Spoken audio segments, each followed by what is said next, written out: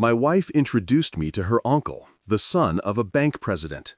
He and his parents made fun of me for being a high school graduate. When I said I would close my account, they laughed. But when I closed my $7 billion account, the laughter stopped. Look, I'm going to level with you right off the bat.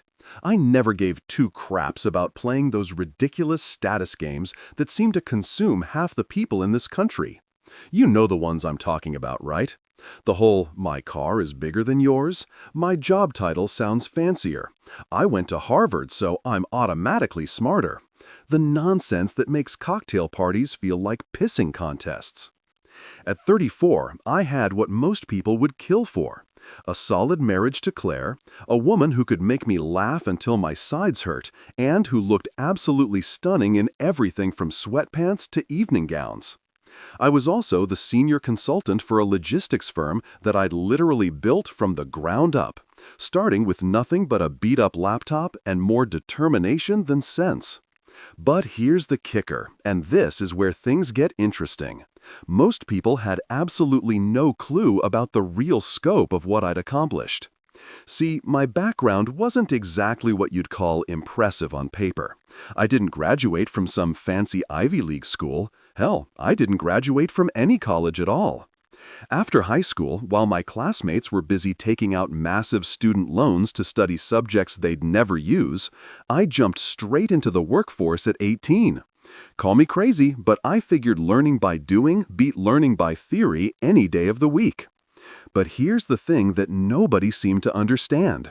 I had this weird gift for three things that actually matter in business: numbers, systems, and people. Numbers don't lie to you like people sometimes do. Systems either work or they don't. There's no middle ground to hide mediocrity in. And people, well, once you figure out what makes them tick, you can build something incredible together.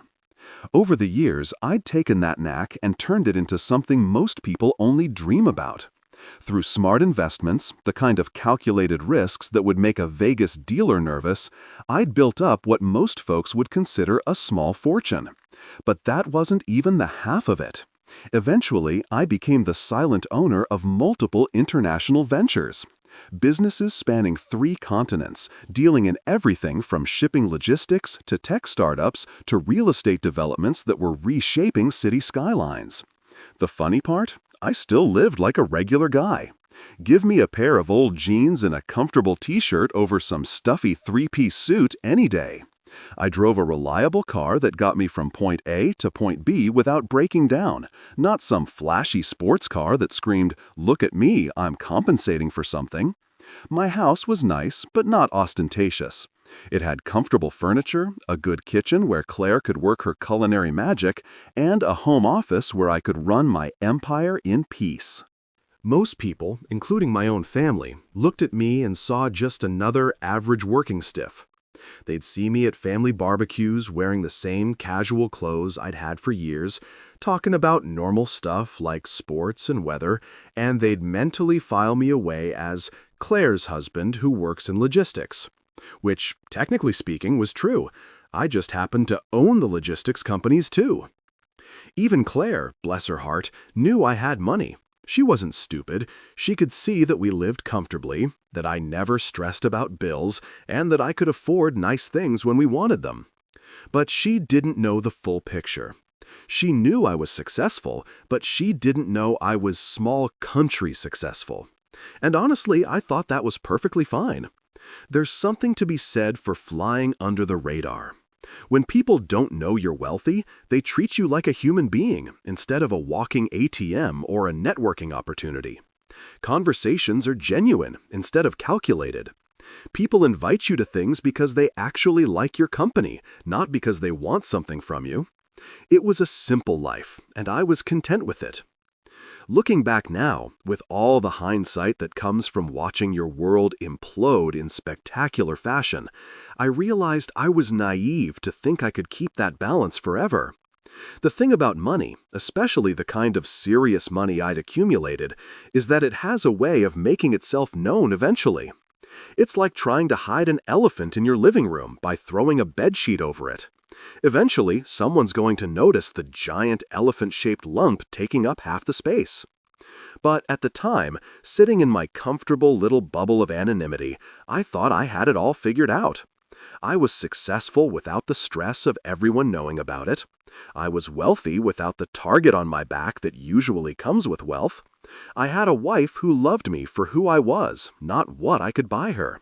Life was good, simple, and uncomplicated. I should have known it was too good to last. I should have realized that Claire's family, with their old money roots and social climbing tendencies, would eventually want to pull me into their world of appearances and status games. And I definitely should have seen it coming when Claire started talking about introducing me to her Uncle Leonard, the golden boy of the family banking dynasty. But hey, hindsight is 20/20, right? At the time, I was just a guy who'd worked hard, gotten lucky, and wanted to enjoy the fruits of his labor in peace. Little did I know that peace was about to become a very expensive luxury.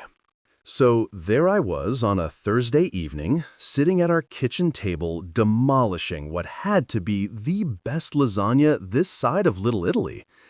Claire had this incredible talent for taking simple ingredients and turning them into something that would make Gordon Ramsay weep tears of joy. I'm talking about the kind of comfort food that makes you forget all your problems. I was just reaching for my second helping. Okay, fine, it was my third, don't judge me. When Claire dropped the bomb that would eventually blow up my nice, quiet life into a million pieces. "Oh, by the way," she said, twirling her fork through her pasta like she was about to comment on the weather, "my Uncle Leonard wants to meet you." She said it so casually you'd think she was mentioning that the mailman had delivered a package. I paused mid-bite, a forkful of cheesy goodness hovering somewhere between the plate and my mouth. Leonard? The banking guy? I knew exactly who she was talking about, of course. Leonard Morrison, the crown prince of the Morrison banking empire, son of Preston Morrison, who ran Summit Bank like it was his personal piggy bank. Claire had mentioned him before, in passing, usually when she was talking about family gatherings I'd conveniently found excuses to miss. "That's the one," Claire nodded, taking a sip of the wine I'd grabbed from our collection. Not gonna lie, I had pretty decent taste in wine for a guy who supposedly just worked in logistics. He's very well connected, you know. His father runs Summit Bank, and Leonard's being groomed to take over eventually. This could be really good for you, honey. Now, here's where I should probably mention something important about my relationship with Claire's family. They came from what people like to call old money, the kind of wealth that's been passed down through generations like a family heirloom, complete with all the pretentious attitudes and social expectations that come with it. They had trust funds, country club memberships, and extensive family trees. Meanwhile, I came from the kind of family where a fancy dinner meant we splurged on name brand ketchup instead of the store brand. Good for me how exactly? I asked, genuinely curious about where this was heading. In my experience, when someone with old money wants to help someone without it, there's usually a catch. Claire leaned forward with that enthusiastic expression she got when she thought she'd solved all my problems. "Well, you know, networking. Leonard knows everyone in the financial world. He could introduce you to potential clients, maybe help you expand your consulting business. You're always talking about growing the company, right?" The irony was so thick you could cut it with a butter knife. Here was my wife, bless her heart, thinking I needed help expanding a business empire that already spanned multiple continents. It was like someone offering to teach Michael Jordan how to play basketball. "I don't really need connections, babe," I said carefully, trying to find the right balance between truth and discretion. "The business is doing pretty well on its own." Claire waved her hand dismissively. "Oh, come on. Everyone can use good connections. Besides, Leonard's really curious about you. I've told him you're smart and hardworking, and he wants to meet the man who swept me off my feet."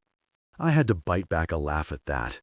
If Leonard was anything like the typical banking heirs I dealt with in my business ventures, he was probably curious about me the same way a cat is curious about a mouse, as something amusing to play with before moving on. He's a bit blunt, Claire continued, using that tone people use when they're trying to warn you about someone without actually warning you. But don't take it personally. That's just how he is. Once you two start talking business, I'm sure he'll respect you. He respects success, and you're definitely successful. Again, with the irony. If Leonard respected success, he was about to meet more of it than he could possibly handle. Besides, Claire added, warming to her subject, it'll be good for you to meet more people from my family.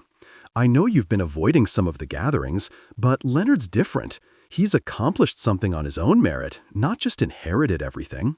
I almost choked on my wine at that one. From what I'd heard through Claire's family gossip network, Leonard's biggest accomplishment was being born with the right last name. When and where? I asked, figuring I might as well get this over with. Besides, there was a part of me, the part that had always enjoyed a good challenge, that was curious to see exactly how far up their own asses the Morrison family had their heads. This Saturday, at Meridian, you know, that steakhouse downtown? Claire's face lit up. Leonard's parents will be there too, Preston and Marjorie. It'll be perfect. Perfect. Because nothing says perfect evening like dinner with people who judge your worth based on which university you didn't attend. Sounds great, I lied, already mentally preparing myself for what was sure to be an evening of barely concealed condescension. Little did I know I was walking into what would become the most expensive dinner conversation in Summit Bank's 100-year history. Saturday evening rolled around faster than a tax bill in April, and there I was, standing in front of my closet, trying to figure out what to wear to meet the royal banking family. Claire had been buzzing around the house all day, giving me helpful suggestions like, make sure you look presentable, and try to make a good impression. I settled on my usual go-to for occasions when I needed to look like I gave a damn, but didn't want to look like I was trying too hard. A black shirt, a dark blazer, and my most comfortable pair of dress pants. Nothing flashy. In my world, if you had to advertise how successful you were through your clothes, you probably weren't as successful as you thought you were. The drive to Meridian was quiet, except for Claire's nervous chatter about how excited she was for me to finally meet her uncle and his parents. I just nodded and made the appropriate sounds while mentally preparing for an exercise in patience. Meridian was exactly the kind of place you'd expect old money types to hang out. All dark wood paneling, dim lighting, and the kind of atmosphere that whispered, if you have to ask about the prices, you can't afford to eat here. The hostess, a woman who looked like she'd stepped out of a magazine about expensive things, greeted us with a smile that was professionally warm but personally cold. "We're meeting the Morrison party," Claire told her. I swear the hostess's smile became about 20% more genuine. Money recognizes money. She led us to a corner table where 3 people were already seated. They looked like Central Casting had sent them for a movie about entitled rich people. There was Preston Morrison, probably in his early 60s, with silver hair styled to within an inch of its life and a tan that comes from wintering in places the average person can't afford. Next to him sat Marjorie, his wife, who had that ageless quality that comes from unlimited access to the best plastic surgeons. Her jewelry alone probably cost more than most people's cars. And then there was Leonard, the golden boy himself, probably around my age, but carrying himself like he'd been born wearing a crown. His suit cost more than most people's monthly rent, and he wore it like armor against the common folk. They all stood as we approached, and I could practically feel the temperature drop as their eyes took me in. It was like watching 3 people simultaneously realize they'd been expecting filet mignon and had been served a cheeseburger instead. "Leonard, Mom, Dad," Claire said with obvious excitement, "this is my husband, the one I've been telling you about." I extended my hand to Preston first. His handshake was firm but brief, the kind that said, "I am acknowledging your existence, but don't get too comfortable." Marjorie offered me a hand that felt like she was afraid I might contaminate her manicure. Leonard's grip was the kind of aggressive squeeze insecure men use to establish dominance. "Please, sit down," Preston said, gesturing to the chairs across from them like he was granting me an audience. We hadn't even ordered drinks yet, and I could already tell this was going to be a long evening. The waiter appeared almost instantly. Apparently, when you're a Morrison, service happens at light speed. After we'd ordered drinks, they went for expensive wine, I stuck with a beer, the interrogation began. "So," Preston said, settling back in his chair with the air of a judge preparing to hear a case, "Claire tells us you work in consulting. What exactly do you consult about?" "Logistics, mostly," I replied, taking a sip of my beer. "Supply chain optimization, efficiency improvements, that sort of thing." Marjorie tilted her head like a confused bird. "Oh, like shipping?" The way she said shipping made it sound like I'd told her I made my living collecting garbage. "Among other things, yes," I said, keeping my tone even. "It's actually more complex than most people realize. Global supply chains, international trade regulations, cross-border logistics coordination." "Fascinating," Leonard interrupted, though his tone suggested he found it about as fascinating as watching paint dry. "And where did you study this? What university?" And there it was, the academic credentials check. "I didn't go to college," I said, simply. "I went straight into business after high school." The silence that followed was so complete you could have heard a pin drop in the next county. All three of them just stared at me like I'd announced I was an alien from Mars. Preston recovered first, clearing his throat. "Ah, well, that's quite entrepreneurial of you."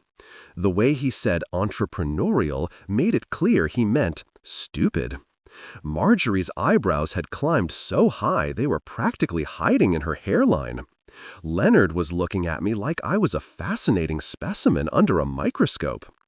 What happened next was a masterclass in passive-aggressive warfare. Marjorie was the first to reload. She gave me a smile you'd give a toddler who'd proudly announced they'd eaten their own boogers. "Oh, so you're self-taught. That's so very brave of you." Leonard let out a little chuckle. "Uncle Preston, can you even imagine trying to run a major business with only a high school diploma? I mean, that's really quite rare these days, isn't it?" The emphasis he put on rare made it clear he meant impossible. "Indeed, Leonard," Preston nodded sagely. "In today's complex business environment, one really needs a solid educational foundation. Harvard Business School teaches principles that simply can't be learned anywhere else." "Of course," Marjorie chimed in. "There's something quite refreshing about the old-fashioned approach. So authentic." Authentic. The way most people would say quaint or adorable. Claire, bless her oblivious heart, sat there sipping her wine like this was normal dinner conversation. "You know," Leonard continued, "I have so much respect for people who make it work without the advantages of a proper education. It must be incredibly challenging to compete in sophisticated markets when you're flying by the seat of your pants." Flying by the seat of my pants. Right, because turning a high school education into a multi-billion-dollar empire was just dumb luck. "Oh, absolutely," Marjorie agreed. "It's so admirable when people make the best of their circumstances. I always tell my charity board that we shouldn't underestimate what people can accomplish, even with limited opportunities." Limited opportunities. There it was. In their minds, I wasn't just uneducated. I was a charity case. The conversation continued in this vein through our overpriced steaks. They suggested Claire was slumming it, implied my little business would inevitably fail, and that her family would need to support us financially. Claire just nodded along. Eventually, Preston launched into a boastful monologue about Summit Bank. "We're not just a bank, we're a cornerstone of financial stability for people who understand the value of tradition and excellence." "We're very selective about our clientele," Leonard added. "It's about maintaining relationships with families who share our values." Funny you should mention that, I said, setting down my fork. I've actually been thinking about moving my accounts elsewhere. The effect was immediate. All three of them stopped mid-chew. Preston's eyebrows shot up. "Oh?" Marjorie said, trying to sound casual. "And why is that?" "Just shopping around," I shrugged. "Maybe finding somewhere that's a little more welcoming to different types of clients." Leonard actually snorted, wine nearly coming out of his nose. "Oh, please, go ahead and move your account. I'm sure losing one regular checking account won't exactly make a dent in our books." A regular checking account? Oh, sweet, naive Leonard. Preston piled on. "Yes, Summit doesn't depend on small-timers for our success. We deal in billions, not, well, whatever it is you're working with. Small-timers. Billions. The man was handing me comedy gold. "Billions, huh?" I said. "That's impressive." "Oh, yes," Marjorie chimed in. "Preston has grown Summit's assets under management to over $15 billion. $15 billion.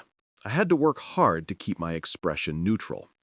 My primary account with Summit Bank contained $7 billion in liquid assets, nearly half of their entire bank's assets. But they didn't know that. Leonard leaned forward, smug. "You know what? I'm actually curious. What would it take to keep your business? Are we talking about waiving a monthly fee, throwing in some free checks?" Free checks. He was offering me free checks. I smiled back at him. For the first time that evening, it was completely genuine. "Oh, don't worry about it. I'm sure you're right. Losing my account probably won't even register on your radar." And that was the moment I decided the Morrison family was about to learn a very expensive lesson. The ride home was quieter than a funeral procession. Claire, however, was cheerful. "Well, that went well. I think they really liked you once they got to know you." I stared at her. "Really? That's your takeaway?" "Oh, come on," she said, waving her hand dismissively. "You know how they are. They're just particular about people. But once you prove yourself, they'll come around." Prove myself. Right. At home, the conversation continued. "You're being way too sensitive," Claire insisted. "So what if they asked about your education? So what if they made a few jokes? That's just how wealthy families operate. They test people." "They suggested you were slumming it by marrying me?" "Oh, please," she said, rolling her eyes. "They were just teasing. You need to learn to take a joke." And there it was. The moment I realized my wife had no clue who she'd actually married. "Right," I said slowly. "Take a joke. Got it." I walked to the bar and poured myself a generous whiskey. "Well, I've made a decision about Summit Bank." Claire perked up. "Oh, good. Are you going to set up a meeting with Leonard?" "Actually," I said, savoring the moment, "I've decided to close all my accounts there, transfer everything to overseas banks." The silence was deafening. "You're what?" she finally said. "That's completely insane. Do you have any idea how much business you could get through Leonard's connections?" "I don't need Leonard's connections." "This is ridiculous. You're throwing away an incredible opportunity because your feelings got hurt. Is that what you think this is about? What else could it be? Moving your accounts won't hurt them. It'll just hurt you." "We'll see about that," I said. The next morning, I called my financial advisor, Marcus Chen. "Marcus," I said when he picked up, "it's time to move everything out of Summit Bank. Every account, every investment, every penny. I want it all transferred to our overseas partners within the next 2 weeks." There was a pause. "Everything? That's a significant move. Are you sure about this?" "Dead sure. And Marcus, make sure they feel it." 2 weeks. That's all it took. The first sign came on a Tuesday morning. My phone started buzzing incessantly. The first call was from Claire, practically hyperventilating. "What did you do?" she demanded. "Leonard called me. He sounded panicked, terrified. What the hell did you do?" Before I could answer, another call came in, Leonard himself. I clicked over. "Hello, Leonard. How's your morning going?" "What the fuck did you do?" he screamed, his voice high-pitched. "You moved $7 billion! $7 billion! Do you have any idea what you've done?" Hearing you say the number out loud is almost as satisfying as the panic in your voice, I replied. "I moved my money to a bank that appreciates my business. Isn't that what you suggested I do? This isn't a joke. You've triggered a liquidity crisis. We had that money invested, leveraged. You can't just pull out that kind of capital overnight." Funny thing about money, Leonard. When it's yours, you get to decide where to keep it. My assistant's voice came through the intercom. "Sir, I have Preston Morrison on line 3. He says it's urgent." "Leonard, I'm going to have to let you go. Your father's calling." I switched lines. "Preston, what a pleasant surprise." "Mr. Grant," he said, strain evident beneath his professional composure. "I believe there's been some kind of mistake with your account transfer." "No mistake. Everything went exactly as planned." I see. Perhaps we could schedule a meeting to discuss this situation. I'm sure we can work something out. That's exactly what I was hoping for during our dinner. Funny how perspectives change. "Mr. Grant," he said, losing his polite tone, "you need to understand the gravity of this situation. The withdrawal of this amount of capital has serious implications for our entire regional economy." "Really? But I thought Summit Bank dealt in billions. Surely losing one little account from a small-timer like me wouldn't even register." Another pause. "Perhaps we underestimated the scope of your business interests." Underestimated. That was one way to put it. My assistant again. "Sir, I have Marjorie Morrison on line 4. She's crying. Crying. The woman who had treated me like something stuck to her shoe was now crying." "Preston," I said, "it sounds like your family is having quite a day. Maybe you should go check on them." "This isn't over," he said, anger finally surfacing. "You're absolutely right," I replied. "It's not." My assistant's voice came through once more. "Sir, there's someone here from Summit Bank's board of directors. They've called an emergency meeting." It wasn't even noon. "Tell him I'll be right there." Time to watch a banking dynasty crumble in real time. Walking into Summit Bank's main building felt like entering a war zone fought with calculators and panic attacks. The lobby was frantic. The receptionist pointed me to the main boardroom on the 32nd floor. The room was all dark wood and leather, but the atmosphere was pure funeral. Preston looked like he'd aged 10 years. Marjorie's makeup couldn't hide her distress. Leonard looked like he'd been hit by a truck. "Mr. Grant," Preston said, standing, "thank you for agreeing to meet with us." "Of course," I said, taking a seat. "This is a much nicer venue than our last conversation." The silence was thick enough to cut with a chainsaw. "Mr. Grant," Preston began, I believe we owe you an apology." "An apology for what, exactly?" "We regret our earlier comments. They were inappropriate and unprofessional." "Inappropriate and unprofessional," I repeated slowly.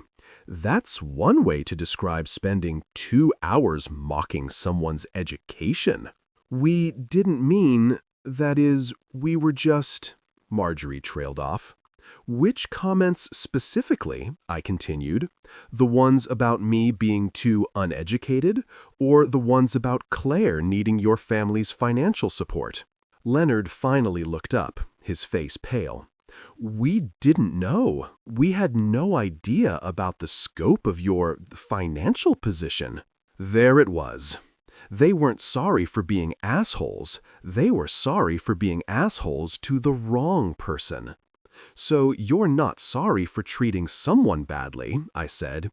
"You're sorry for treating the wrong someone badly." Preston held up a hand. "That's not what we meant." "Mr. Grant," Marjorie said, her hands trembling, "surely we can work something out. There must be some way to resolve this." "You mean the situation where your bank is teetering on collapse because you assumed I was a charity case?" "Look, we fucked up," Leonard said desperately. "We admit it, but pulling your money out like that, there are innocent people who work here." "You're right," I said, "but they're suffering because you and your family are too stupid to run a bank without insulting your biggest clients." Preston's face was getting red. "Mr. Grant, what exactly do you want from us?" I was just about to answer when the boardroom door opened with dramatic timing. In walked Miles Barrett, chairman of Summit Bank's board of directors. Old-school banking royalty, a man who commanded respect that made grown bankers nervous. And Miles Barrett and I went way back. We'd done serious international business together for years. He knew exactly who I was and what I was worth. "Miles," I said, standing with a genuine smile, "what a pleasant surprise." The effect on the Morrison family was spectacular. Preston went pale. Marjorie's mouth fell open. Leonard looked like his world had ended. Miles shook my hand firmly. "Good to see you again, though I wish it were under better circumstances." "Well, circumstances have a way of working themselves out." Miles looked at the Morrisons, his expression shifting to severe disapproval. "We need to talk," he said to Preston, his tone an order. "Of course, Miles. We were just discussing the situation with Mr. Grant." "The situation," Miles said slowly. "Is that what we're calling it?" He turned to me. "I want you to know the board had no knowledge of how our staff had been treating one of our most important clients." Most important clients. The words hung in the air. Leonard's face cycled through emotions.